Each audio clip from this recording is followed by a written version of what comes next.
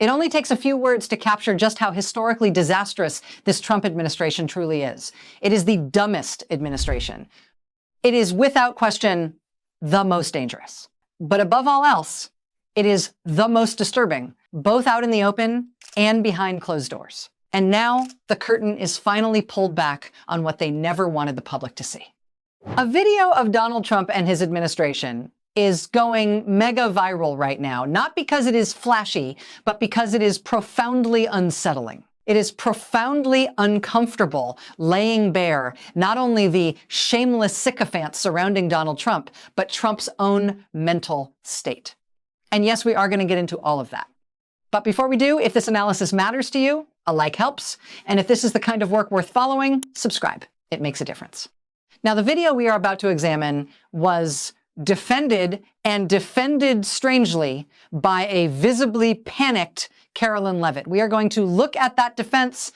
So let's start with this clip of her on Fox, because it sets the stage for exactly what this administration is trying to hide. That as a result of the president saying it's either going to be free or fair trade or reciprocal tariffs, they all want to come to the table. They all want a deal. And I'm told that deal number one is close to being finished. Is that true? Mm-hmm.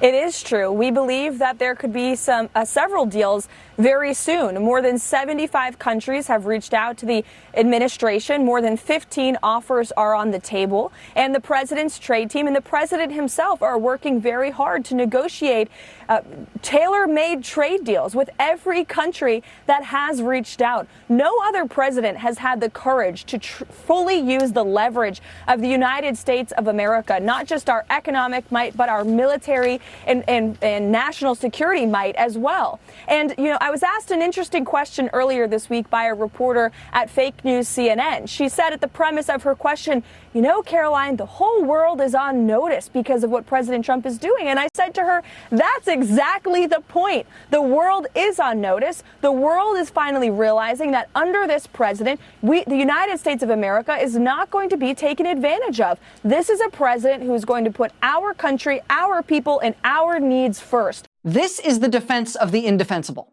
That is Carolyn Leavitt's role, standing at the podium and pretending that tariffs are some kind of success, while the reality tells a very different story. Trillions of dollars have been wiped out of the stock market. The American economy continues to buckle. Consumer confidence is falling. The only success anyone can point to is a small bump in the market that never recovered all of its losses. And that happened only because Donald Trump said he was turning the tariffs off. That alone shows just how bad these tariffs really are, especially as Carolyn Leavitt keeps pushing the claim that people somehow want to make deals when they don't. There's been no public indication of that. So listen closely to what comes next, because this is where the narrative stretches furthest from reality and where the sales pitch fully takes over. And now the rest of the world is calling our administration. The phones are ringing off the hook because they need the United States of America, not just our economy and our market, but they need us to continue providing peace around this world. And they know that they are indebted to us for the stability that we have provided in their own countries for decades. And the president has made that very clear, that the American people are finally going to have the front seat at the table. And thank God for it. So, this is what sets the stage. Donald Trump's administration is in turmoil not just because of the tariffs, but because of Signalgate and because of the illegal mass deportation plan he is trying to carry out. Everything is in chaos. And Carolyn Leavitt is still trying to pretend that the rest of the world views the United States positively, even though the reality is exactly the opposite. The only people with a positive view are those locked into the MAGA mindset, the cult of Donald Trump. And the closest members of that cult are, of course, his cabinet. And it is that cabinet that produced this disturbing video, the same video Carolyn Leavitt rushed to defend. Under your leadership, we are going to revitalize and make shipbuilding and maritime great again. At the Trump EPA, we're going to make it proud. The honor and respect we have for each other is a reflection of you and your leadership. Thanks to your leadership. You were overwhelmingly elected by the biggest majority. Well, Mr. President, thank you for your leadership at the border. Thanks to your fantastic leadership. So the American worker is grateful. Main Street is grateful for you. Oh, shameless sycophants, truly. Language so embarrassingly submissive, it barely resembles governance at all. It sounds more like a preschool obedience exercise where children are taught to smile on command, flatter authority, and never ever question the adult in the room. What you're about to see next is not leadership. It is performance, a ritualized display of submission, a room full of compliant courtiers, carefully choosing their words, rehearsing their praise, offering devotion to their king, not because he has earned it, not because it reflects reality, but because obedience is the price of survival. Thank you, Mr. President, and just the greatest privilege of my life. The President is keeping his word to the American people and assembling a team that's bringing real change, real prosperity, real strength, and back to our nation. And I want to thank you for keeping your commitment to the American workers. President, honored to be on the team.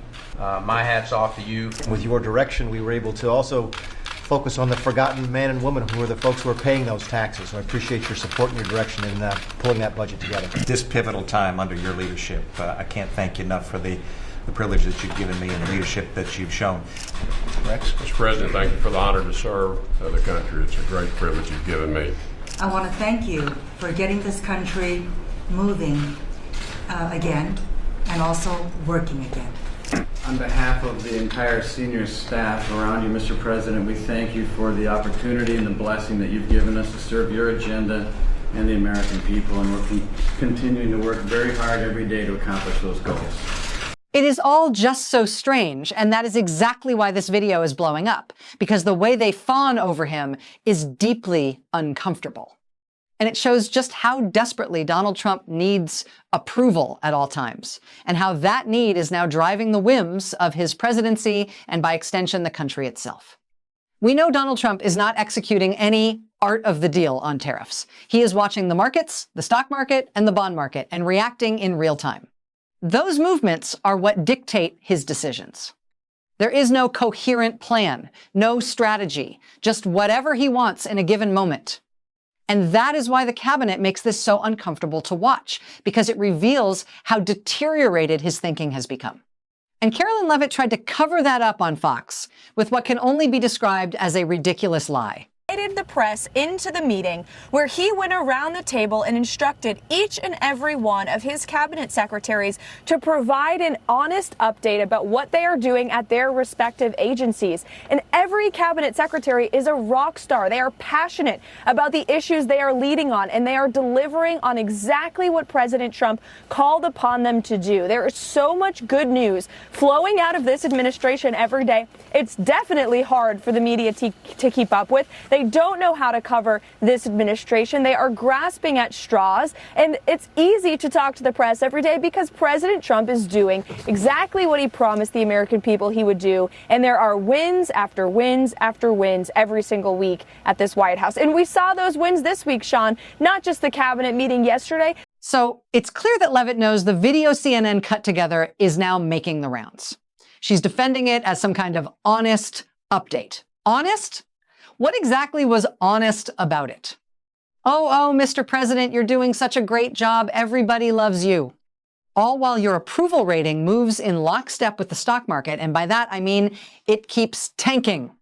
Is that an honest update? Did Mike Waltz talk about how he's still in trouble and how a broader investigation into Signalgate is coming and coming fast?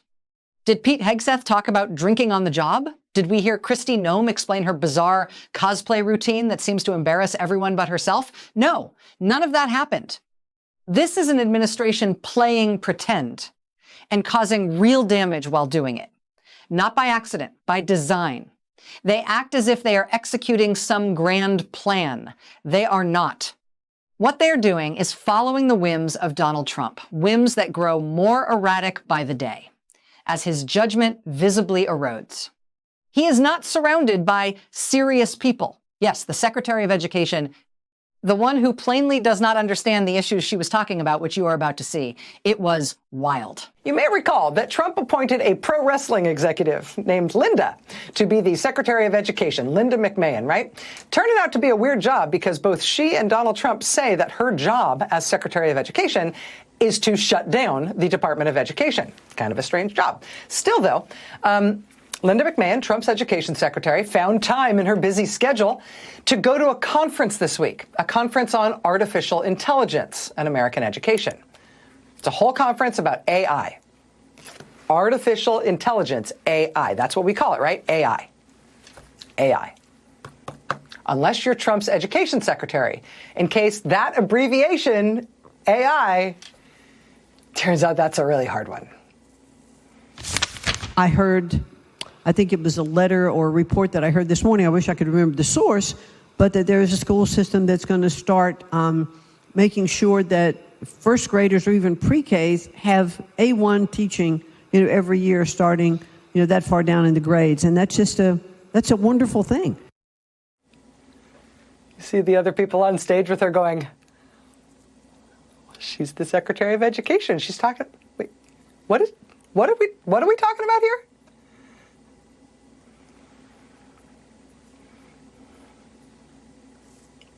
Sure that first graders or even pre-Ks have A1 teaching, every year starting, that far down in the grades. And that's just that's a wonderful thing. Kids are sponges. They just absorb everything. And so it wasn't all that long ago that we're going to have internet in our schools. Woo! Now, okay, let's see A1 and how can that be helpful? Now, I myself, I love me some A1. It's tangy. It really brings out the best in a steak or whatever. But A1, I mean, it's not like an education term of art, like K-12 or something, right? Or pre-K. You know what I mean? Like A1 is a whole different thing. Internet in our schools. Woo! Now, okay, let's see A1 and how can that be helpful? How can that be helpful? How can that be helpful? So this is an anagram that you spell out. It's not like NASA, where you don't say NASA, you just pronounce the anagram as if it's a word.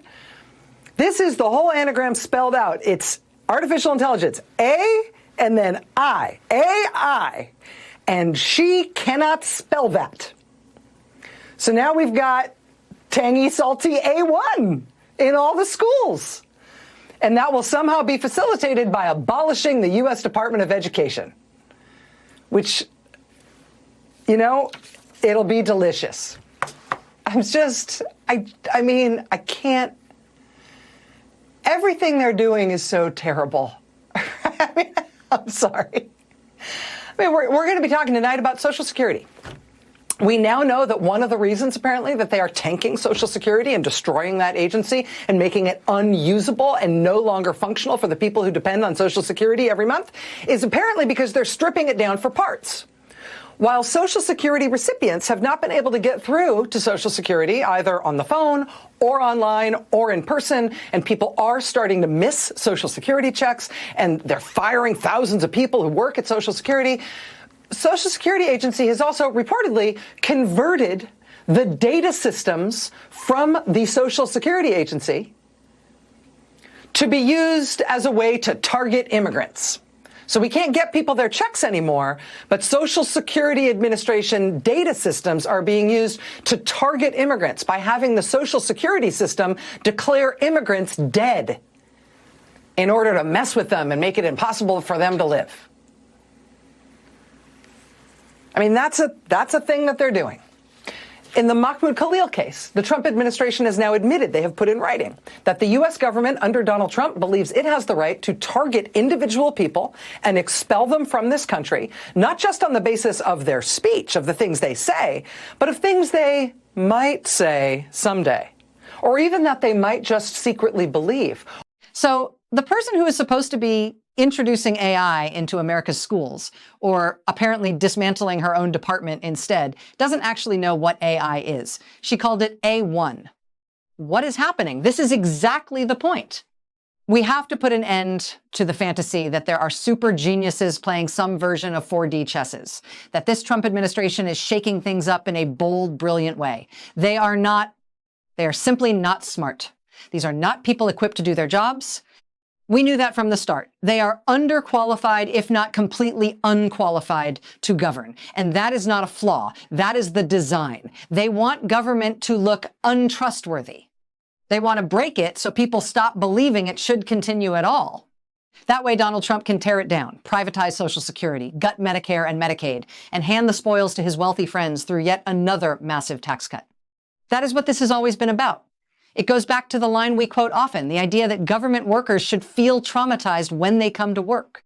That is how they want Americans to feel about their own government. But here's the truth. Government can work. And there is a positive vision for pushing back against the Trump administration. That is what we talk about on this show every single day. And if this kind of analysis matters, support it. Subscribe. Leave a like.